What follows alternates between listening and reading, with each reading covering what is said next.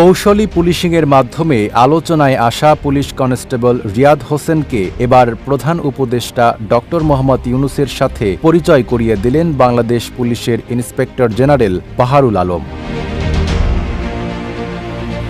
Constable Riyad Hossain তার ফেসবুকে প্রধান উপদেষ্টার সাথে পরিচয় হওয়ার কথা পোস্ট করেন এবং বাংলাদেশ পুলিশ ও পুলিশ প্রধানকে ধন্যবাদ জানান। এর আগে কনস্টেবল রিয়াদ হোসেন ব্যতিক্রমধর্মী এবং বুদ্ধিদীপ্ত ভূমিকার জন্য রাষ্ট্রপতির পুলিশ পদক পেয়েছেন।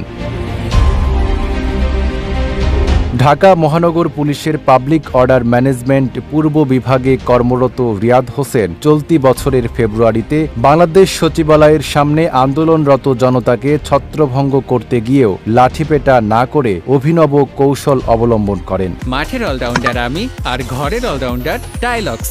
টাইলক্স টয়লেট ক্লিনার, ক্লিন মানেই টাইলক্স। সামাজিক মাধ্যমে ভাইরাল হওয়া ভিডিওতে দেখা যায় তিনি আন্দোলনকারীদের ভয় দেখাতে লাঠি দিয়ে শুধু রাস্তায় এবং ধাতব খুঁটিতে আঘাত করছেন, কিন্তু কাউকে মারছেন না। আন্দোলনকারীরাও শান্তিপূর্ণভাবে সরে যাচ্ছেন। এই দৃশ্য দেখে বহু মানুষ প্রশংসা করেছেন রিয়াদের বিচক্ষণতা ও মানবিক আচরণের জন্য। অনেকে তাকে পুরস্কৃত করার প্রস্তাব দেন। আইন উপদেষ্টা ডক্টর আসিফ নজরুল নিজেও ভিডিওটি শেয়ার করে লিখেছিলেন, এই পুলিশ ভাইটিকে অনেক ভালোবাসা।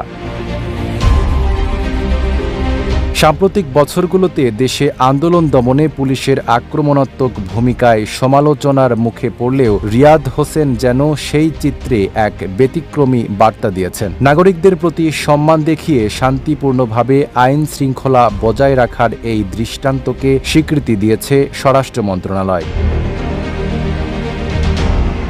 গত ২৭ মার্চ প্রকাশিত প্রজ্ঞাপনে বলা হয়, নাগরিকদের প্রতি সম্মান প্রদর্শনের মধ্য দিয়ে জনশৃঙ্খলা রক্ষায় অভিনব বুদ্ধিদীপ্ত পুলিশিং কৌশলের স্বীকৃতি হিসেবে পুলিশ সদস্য রিয়াদ হোসেনকে রাষ্ট্রপতির পুলিশ পদক দেওয়া হল।